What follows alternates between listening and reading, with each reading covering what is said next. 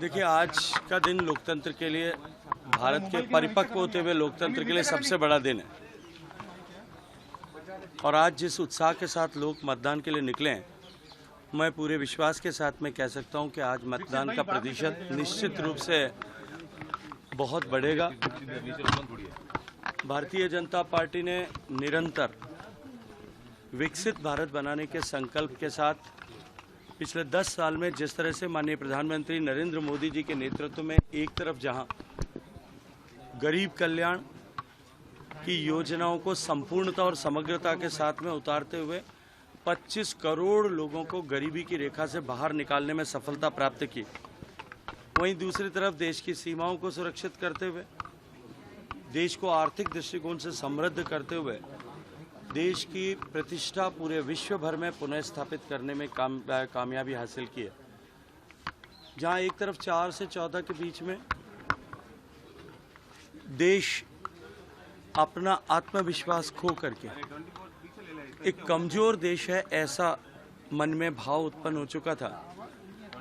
पिछले 10 साल में देश के विश्वास और आत्मविश्वास को बढ़ाते हुए हम विकसित हो सकते हैं, इसको लेकर 140 करोड़ लोगों को साथ लेकर के हम कदम ताल कर रहे हैं। और अब की बार का चुनाव विकसित भारत के संकल्प की आधारशिला रखने का चुनाव है। तो 400 पार की बात थी, क्या कॉन्फिडेंस है? देखिए, निश्चित रूप से 400 पार होगा। मैंने पहले भी कहा है, जब हमने 272 की बात की थी और उस दिन मैं मतदान करने आया था, तब भी आप लोगों के प्रश्न थे और मैंने कहा था निश्चित 272 होगा।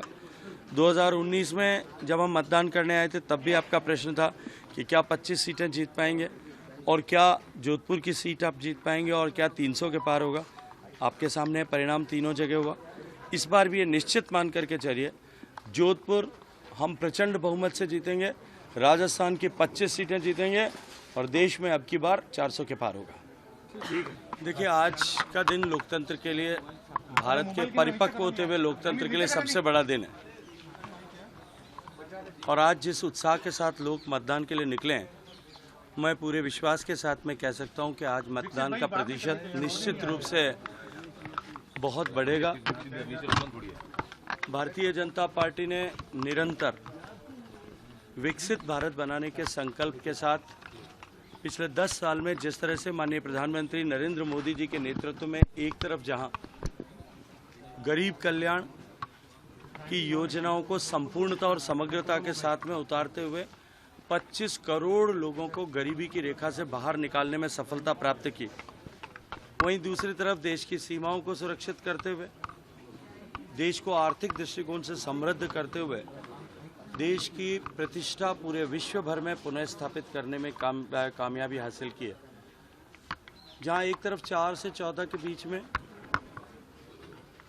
देश अपना आत्मविश्वास खो करके एक कमजोर देश है, ऐसा मन में भाव उत्पन्न हो चुका था। पिछले 10 साल में देश के विश्वास और आत्मविश्वास को बढ़ाते हुए हम विकसित हो सकते हैं, इसको लेकर 140 करोड़ लोगों को साथ लेकर के हम कदम ताल कर रहे हैं। और अब की बार का चुनाव विकसित भारत के संकल्प की आधारशिला रखने का चुनाव है। तो 400 पार की बात थी, क्या कॉन्फिडेंस है? देखिए, निश्चित रूप से 400 पार होगा।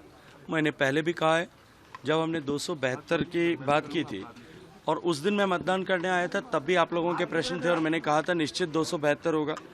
2019 में जब हम मतदान करने आए थे, तब भी आपका प्रश्न था कि क्या 25 सीटें जीत पाएंगे और क्या जोधपुर की सीट आप जीत पाएंगे और क्या 300 के पार होगा।